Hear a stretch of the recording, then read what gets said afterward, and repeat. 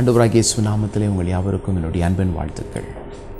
Don TV தயாரித்து வழங்கும் இந்த நிகழ்ச்சியிலே உங்களை சந்திப்பது மிகவும் சந்தோஷம். இந்த நாள் ஒரு இனிய நன்னாளாய் உங்களுக்கு அமையும்படியாக நான் ஜெபிக்கிறேன், உங்களை ஆசீர்வதிக்கிறேன். இன்றைக்கு நான் உங்களோடு கூட வேதாகமத்தினுடைய 2வது புத்தகமாகிய யாத்ராகமத்தின் புஸ்தகம் 23ஆம் அதிகாரம் 20வது வசனத்திலிருந்து வாசித்து உங்களுக்காக ஜெபித்து உங்களை ஆசீர்வதிக்க ஆசைப்படுகிறேன்.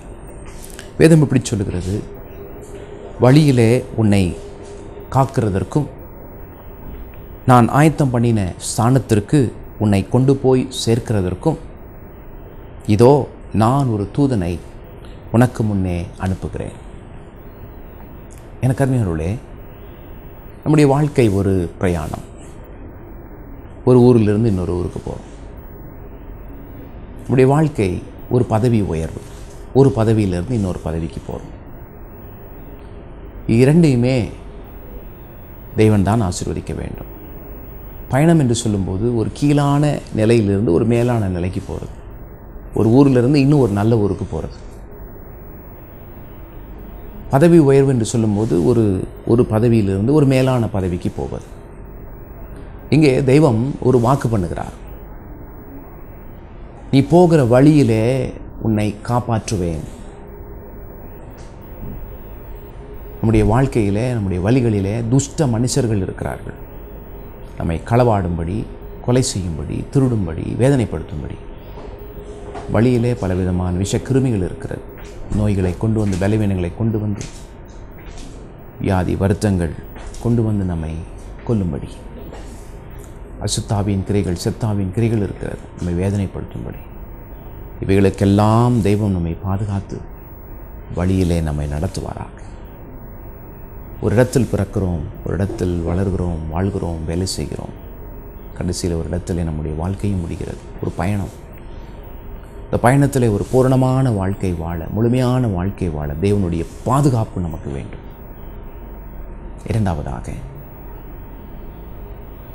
தெய்வம் நமக்கு நிர்ணயித்து, தெய்வம் நமக்கு ஏற்படுத்தியிருக்கிற, தீர்மானித்திருக்கிற பதவியை, நிலையை, ஸ்தானத்தை நாம் அடைய தேவன் நம்மை உயர்த்த வேண்டும்.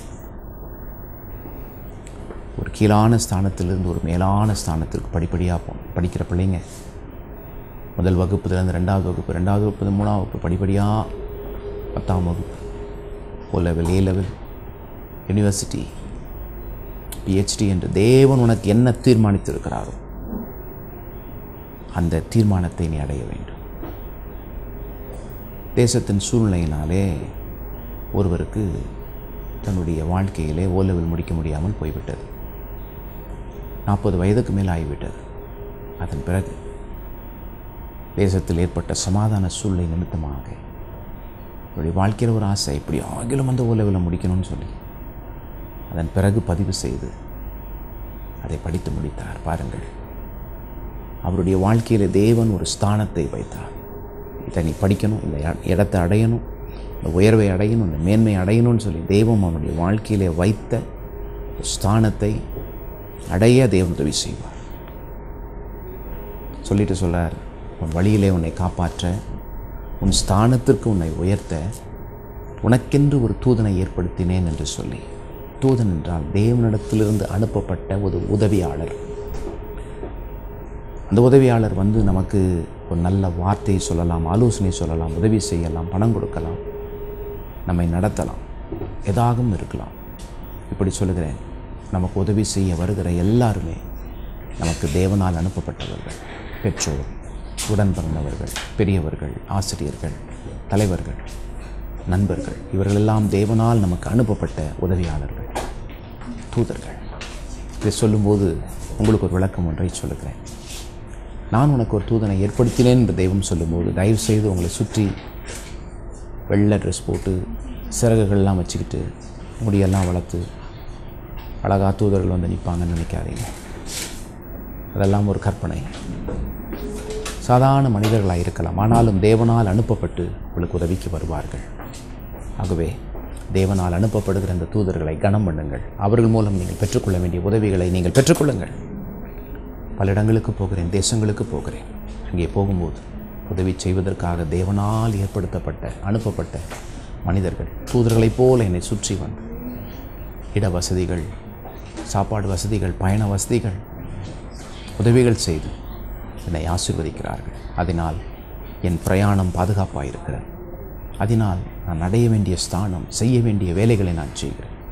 இந்த நிகழ்ச்சியை உங்களுக்கு முன்பாக நான் கொடுக்கிறேன் என்று சொன்னார். எனக்கு உதவி செய்த அநேகருடைய தியாகம், அநேகருடைய ஆலோசனை, உதவி எனக்கு இந்த நிகழ்ச்சியை தயாரித்து உங்களுக்கு கொடுக்க, உங்களை சந்திக்க உதவியாக இருக்கிறது. உங்களுக்கும் தெய்வம் பாதுகாப்பையும் உயர்வையும் தம்மால் அனுப்பப்பட்ட தூதர்களை கொண்டு செய்வாராக. ஜெபம் செய்வோம். நேசிக்கிற எங்கள் அன்பின் பரலோக பிதாவே, இந்த வேளையிலும் கூட படிக்கிற, வேலை செய்கிற, தொழில் செய்கிற, வியாபாரம் பண்ணுகிற, வீட்டை கவனிக்கிற எல்லாருக்காக நான் ஜெபிக்கிறேன். சிலுவையிலே நீ கைவிடப்பட்டது போல ஒருவேளை இவங்களும் கைவிடப்பட்டிருக்கிறார். உதவியாளர்களை அனுப்பும்.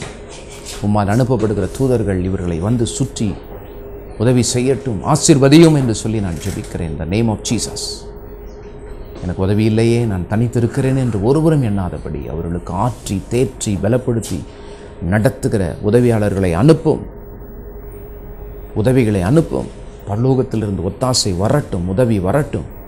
கர்த்தர் எனக்கு சகாயர், நான் அதை தைரியமாய் சொல்லுவேன் என்று இவர்களை தைரியப்படுத்தும், பலப்படுத்தும்.